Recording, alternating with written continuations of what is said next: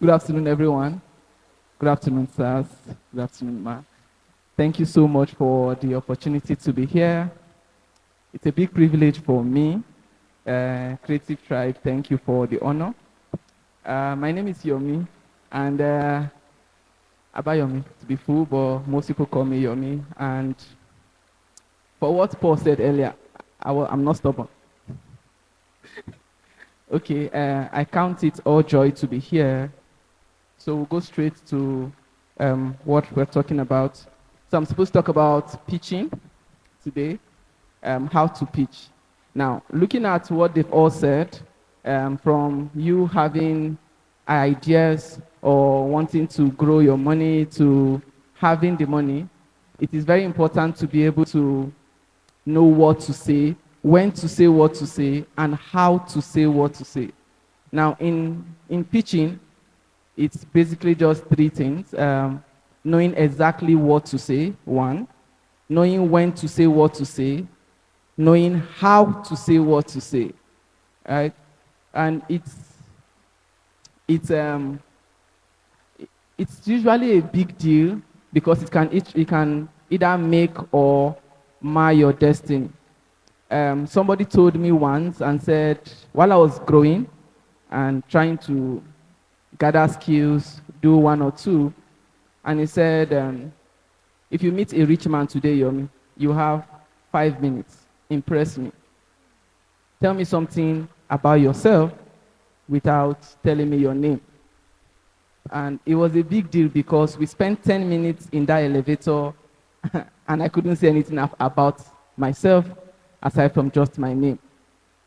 And it was a it was I was ashamed of myself because at that time I had grown quite a lot of skills. I was into IT. I am still into IT, but I hadn't had a company at the time, so I was just this freelancer. And he was really a big person. And he called me to his office one time, and he said, "Best things, prepare as though you are going to meet Dangote and Otedola or Elumelu in an elevator, and the elevator from ground floor to the 21st floor is 3 minutes, 40 seconds. You will have to pitch your idea in 3 minutes. You have their attention for 3 minutes, and that's because they cannot leave the elevator while it's still moving. So in 3 minutes, they either never want to see you again or they give you their card. So whatever happens in that 3 minutes is left to you. You either make your destiny or you mar your destiny." And like it was like a prophecy. I took time. It took time for that to happen. I learned, I grew, gathered skills, and then like a prophecy. Oh, by the way, the person that told me that is still around too. So like a prophecy, somehow I had a meeting by mistake. The meeting was by mistake, and it was in Sheraton by mistake. I was not supposed to be invited. Somebody said, "Follow me, let's go." And I entered the elevator. The man was here, and I turned, and I was in an elevator with Okonjo Iweala, and in the same elevator with Dangote. And I was shaking. And she tapped me and said, "Calm down. What's your name? What do you do?" And I had 1 minute. And I said, "I am into IT. I can solve this problem for you.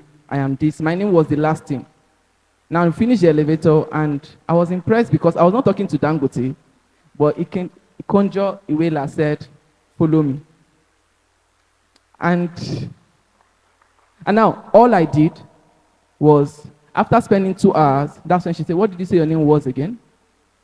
And now it's because I was taught that if you are before great people, the last thing you want to do is ask for something. Too many people are asking. Give them something. Give them a problem. Give them a solution that you can solve to their problem. It might be something very irrelevant. To you, it's irrelevant, but to them, it's not irrelevant. Don't stand before a great person and then you are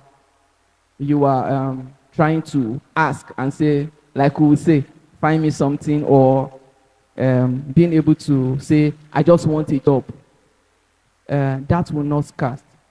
At a point, they see your value and they want to offer you the job. They want to have you close by. And again, I was one time with our father, Dr. Akpami in Zaria, and he mentioned something to me. It was me and someone went to see him, and he said, poor people ask for price. If you want to know a poor man, when he enters a supermarket to buy something, he's asking how much. First question. A millionaire is saying how good, but a billionaire is asking you, what value can it give me? If you cannot bring value, then you cannot maintain that level of success. And so I will be sharing a few notes, things I wrote down that time when I was learning how to pitch ideas. And so, from what I was taught, you have to understand your audience. Number one, you would have to understand your audience. Now, when I say understand your audience, I mean, look at, if this person is an investor, what exactly would you want to offer the person? It would be a stupid thing for me or of me to do if I meet, let's say, Elumelu, for example, and I'm trying to pitch an idea for a restaurant. It doesn't make any sense. It will not make any sense. But if I meet the Minister of Food and Agric, I can pitch that idea and he will listen. It's like going before the Minister of Health and preaching an idea for education. That's totally unnecessary and it will not work. And then know your goals and priorities. Know exactly what you are there for. What exactly is your goal? If your goal is to get a job, you know you are getting a job. If your goal is to get a contract, you are pitching in for a contract. And if your goal is also to get connection, make connections, you know, you don't go to make connections and the first thing you are doing is saying, I have something to sell. Now, you cannot reach and say, I need a job. That's wrong. There are ways you can compelling tell someone about you, about what you do, and then they will ask you, do you want a job? Can you live where you are to work for us? Okay, so let me digress a bit. Okay, so I'm into cybersecurity. I am a full stack developer, an ethical hacker, and I had a conversation one time. I went to sell an app to the Ministry of Defense, and I said, I will do an app for you that can solve this problem, and this problem. And the then Minister of Defense said, I don't think I can let you go. Come and join the army. I want you in the army. And I'm like, are you sure I want to be in the army? I don't want to go for trainings and all of that. And he said, you don't have to learn all of that. Just learn self-defense. That's how I got into the army. I just learned self-defense for 2 months, 3 months. And then I joined the army to become the cybersecurity expert. And I left too, but while it was there, it was more of not just about what I was saying, it was how I was saying it, and then being able to solve a problem. For everybody, if you can solve a problem, everybody will listen to you. Right now, if somebody comes and say, these three, maybe in the village, the person is poor and he said, this leaf from this tree, when boiled, can cure cancer. And it is proven. Nobody will not look for that person. Everybody will come. They will forget that Nigeria has security problems and will literally come to Nigeria to come and ask for that. And if they see that it's becoming too much of a problem, because of course we are more of a consuming country, they will rather take the person out of us and go. And so much more than what can be said, it is how you say it. Another is crafting your story. When I say crafting your story, I mean you should clearly define the issue you are trying to address and its impact. And by the way, if you are able to do all of, if you are able to solve a problem, money will always come. It's so that you have money that you can manage. Money will always come. Money comes to people who solve problems, not those that chase it. I used to tell my friends, when you say, God, they find money, and are your money lost? Because money comes if you can solve a problem. As long as you can solve the problem, you will definitely have the money. And then explain your solutions and its unique value propositions. If you're able to to clearly state the problem, then bring up a solution to that problem. Now, you have to use storytelling techniques to illustrate your points. You have to highlight your expertise and achievements. I'll give an example. If someone reached out to you, or you are looking for somebody to build an app, and somebody comes, a medical doctor who is just starting, or who wants to just go into tech, and the person says, I can build you an app, and Paul comes with over 10 years of experience in tech, and also say he wants to bid for this app, who would you give? Who would you rather give? Somebody who is a newbie or somebody who has experience? Of course, somebody who has experience. And so when you stand before someone and you are saying something like, I can solve this problem, you have this problem, I can solve this problem, and I have done it before. Let's go into the Bible. The only reason I believe that David was allowed to go and fight is because he said he has killed a deer in his secret place. He has killed a lion when it came to attack. And he knows confidence. Now, the more you do, the more confidence you have. The more achievements you are able to get, the more confidence you have to say, I have done this, and so this might be bigger.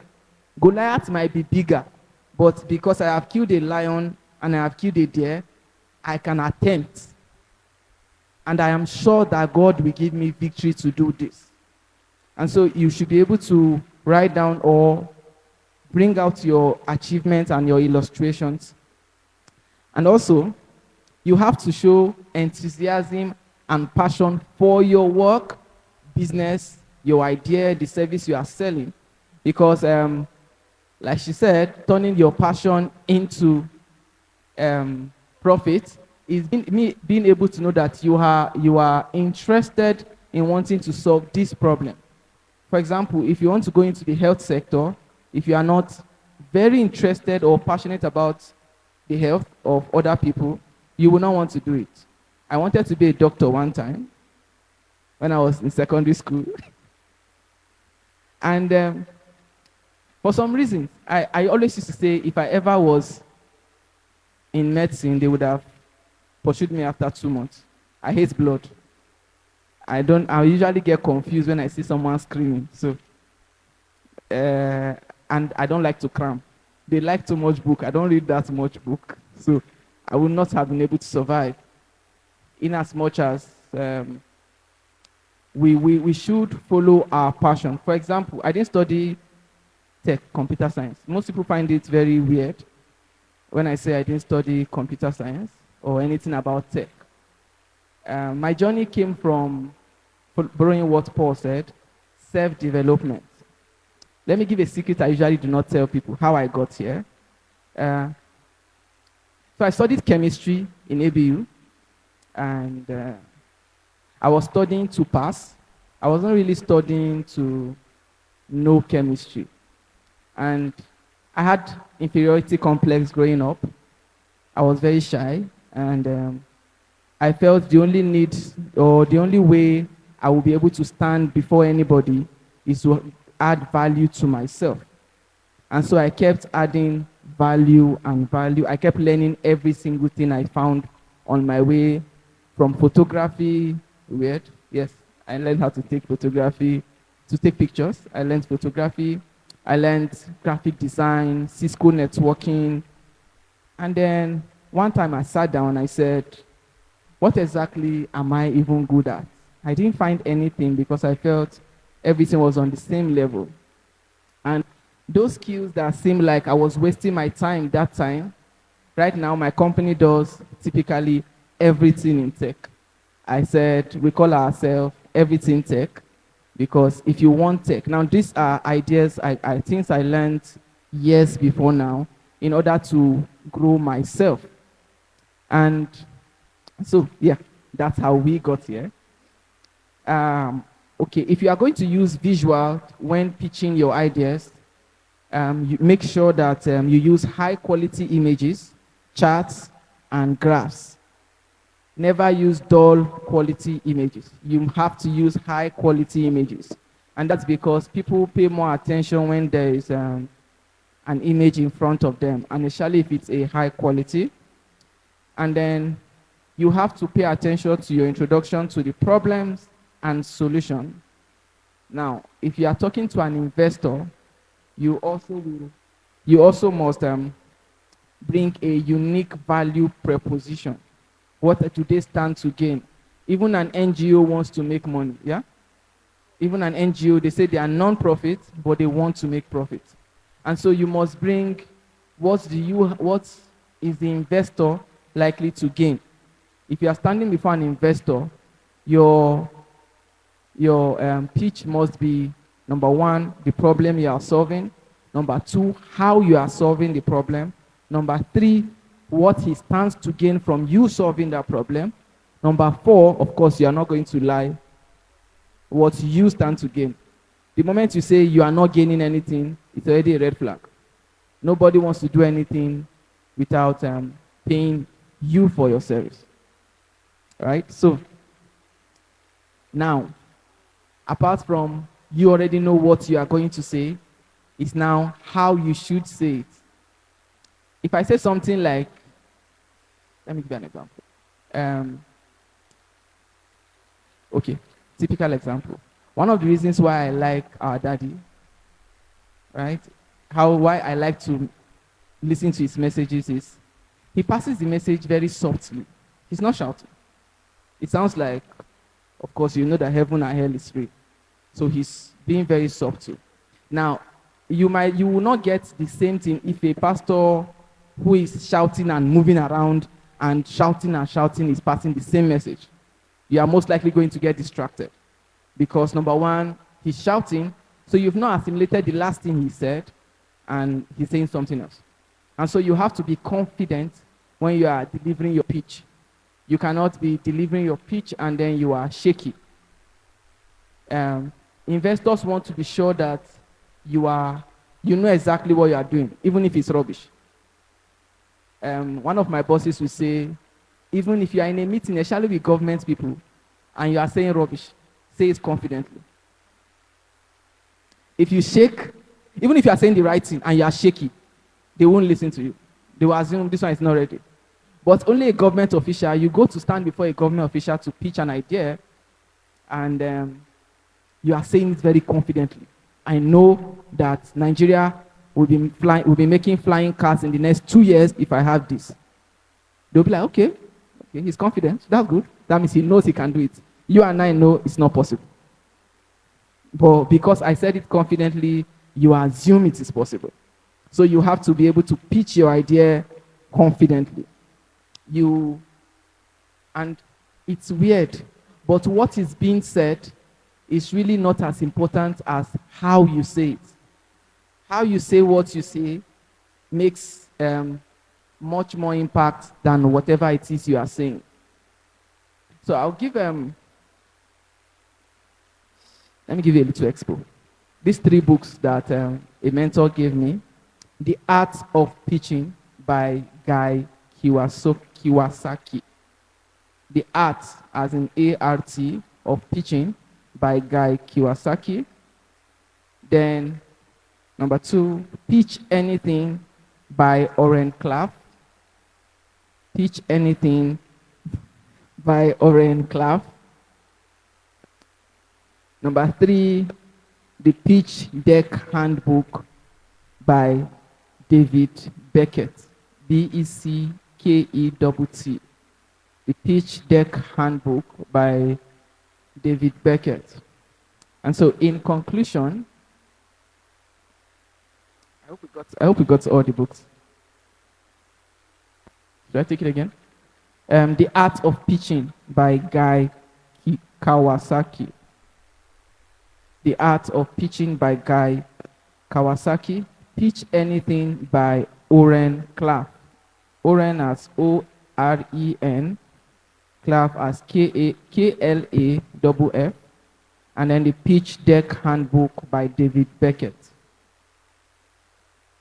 In conclusion, mastering the art of pitching is a crucial skill for every single one of us, whether we are selling, either we are giving services or you need a job, proposals, whatever it is. The art of pitching is quite important. And again, if you do not take anything, just know that for pitching, knowing what to say, when to say what to say, and how to say what to say. Thank you.